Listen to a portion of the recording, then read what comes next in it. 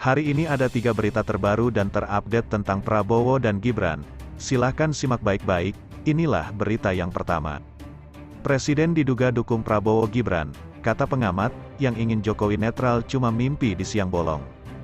Presiden Joko Widodo disebut-sebut menggalang kekuatan sebagai Presiden Republik Indonesia untuk memenangkan pasangan Prabowo Gibran di Pilpres 2024. Cara Jokowi menjadikan anaknya Gibran Rakabuming Raka sebagai cawapres menjadi bukti bahwa segala cara dilakukan agar putra sulungnya tersebut naik menjadi wakil presiden dan bisa meneruskan program yang sudah dilakukan di masa pemerintahannya. Pengamat politik Prof. Ikrar Nusa Bakti mengatakan kehendak Presiden Jokowi yang menjadikan anaknya, Gibran Rakabuming Raka menjadi calon wakil presiden mendampingi Prabowo Subianto di Pilpres 2024 tersebut telah menunjukkan sikap Jokowi yang haus kekuasaan. Yang ingin presiden netral di pemilu 2024 Anda cuma mimpi di siang bolong. Bagaimana Gibran jadi cawapres Prabowo penuh dengan rekayasa politik? Tidak ada orang yang bisa menandingi kekuasaan Jokowi saat ini, ujar Prof. Ikrar. Dia mengatakan demokrasi saat ini sudah dibajak oleh presiden dan para penjahat demokrasi. Jokowi tidak main-main membangun dinasti politik. Tidak hanya Gibran jadi cawapres tapi Kaesang jadi ketua umum PSI. Itu Jokowi melakukan itu bukan setahun 2 tahun tapi kata media sudah sejak 2019 saat menjadikan Gibran jadi wali kota Surakarta. Bahkan dalam 2 hari saja Kaesang langsung jadi ketua umum PSI, ujar dia.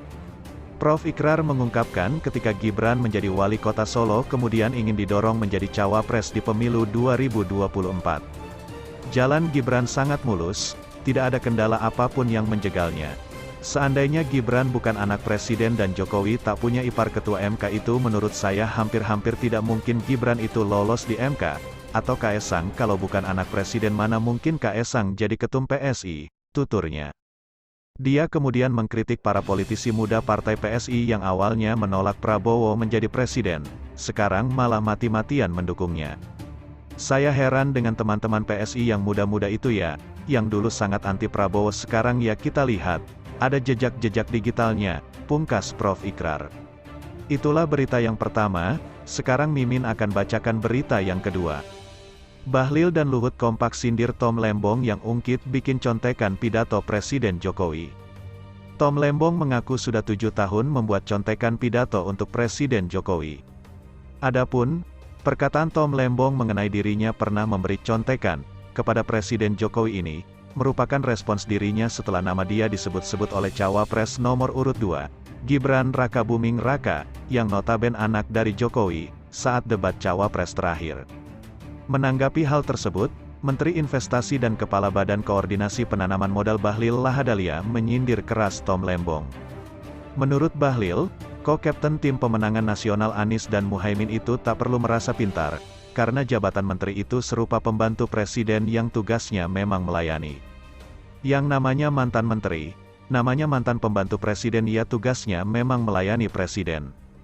Mau buat apa saja ya terserah dia, jadi jangan juga merasa pintar bahwa seolah-olah apa yang dibuat itu adalah seolah-olah dia pintar.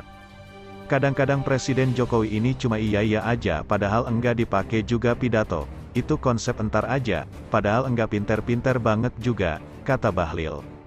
Sebagai informasi, saat itu Tom Lembong menjabat sebagai Menteri Perdagangan dan Kepala Badan Koordinasi Penanaman Modal. Menteri Koordinator Bidang Maritim dan Investasi, Luhut Binsar Panjaitan menegur keras Tom Lembong atas pernyataannya tersebut. Luhut pun meminta agar Tom Lembong tak usah GR atau gede rasa karena dirinya pernah memberikan contekan pidato kepada Presiden Jokowi saat masih menjadi menteri itu. Dikatakan Luhut, justru orang yang kerap memberikan catatan saat pidato Presiden Jokowi adalah Menteri Luar Negeri Retno Marsudi. Luhut menegaskan kembali, agar Tom Lembong tak usah merasa hebat karena semua kepala negara, pasti ada orang di belakangnya yang memberikan catatan saat kegiatan bilateral.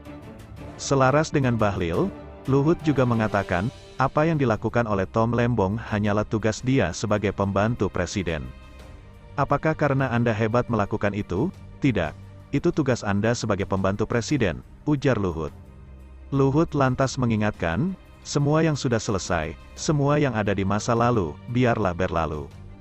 Jadi, saya hanya ingin sampaikan, kita sudahlah kalau sudah selesai masa kita, sudahlah, semua ada waktunya. Tidak perlu kita ceritakan kita yang paling bagus. Tidak, semua itu terjadi karena hasil kerja teamwork, pungkas Luhut. Itulah berita yang kedua, sekarang Mimin akan bacakan berita yang ketiga. Luhut ragukan intelektualitas Tom Lembong karena sebut harga nikel dunia anjlok. Menteri Koordinator Bidang Maritim dan Investasi Luhut Binsar Panjaitan meragukan intelektualitas dari Thomas Lembong atau Tom Lembong karena menyebut harga nikel dunia sedang anjlok. Ia menyebut, anjloknya harga nikel saat ini dikarenakan hilirisasi nikel di Indonesia yang ugal-ugalan. Luhut mengkritik keras pernyataan tersebut dengan meminta Tom untuk melihat data panjang dari harga nikel selama 10 tahun terakhir. Anda perlu lihat data panjang 10 tahun. Kan Anda pebisnis juga, siklus dari komoditi itu naik, atau turun. Apakah itu batu bara, nikel, emas, apa saja, kata Luhut. Ia mengatakan, untuk komoditas nikel, kalau dilihat selama 10 tahun terakhir ini, harga nikel dunia itu ada di angka sekitar $15.000 Amerika Serikat per ton. Angka itu mengalami kenaikan sejak pada 2014 sampai 2019. Periode di mana pemerintah RI mulai melakukan hilirisasi, harga rata-rata nikel saat itu hanya $12.000 per ton. Jadi saya enggak ngerti bagaimana Tom Lembong memberikan statement seperti ini.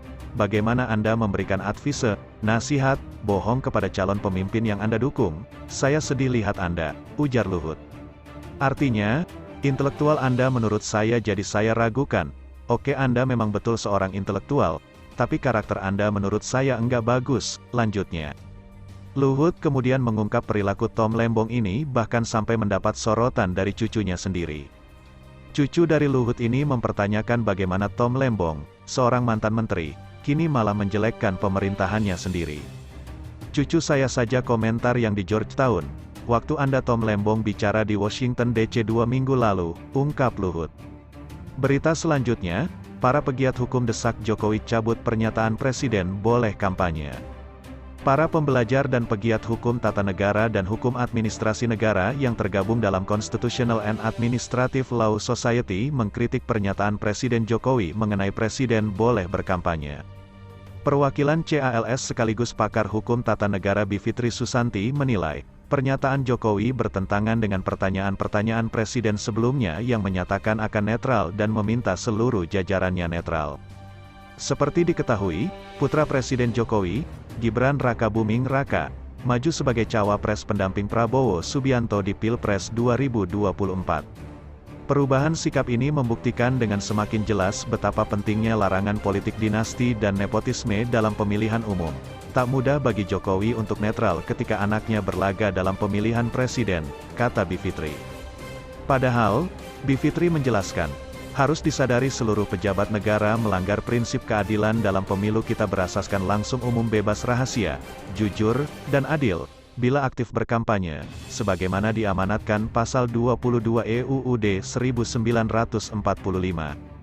Sebab, ia mengatakan, pejabat negara presiden, menteri, kepala-kepala daerah, akan bisa mempengaruhi keadilan pemilu melalui dua hal, yakni fasilitas, seperti kebijakan, anggaran, dan dukungan administrasi serta protokoler pejabat serta pengaruh sebagai pemegang kekuasaan akan memengaruhi netralitas birokrasi dan mengarahkan pemilih.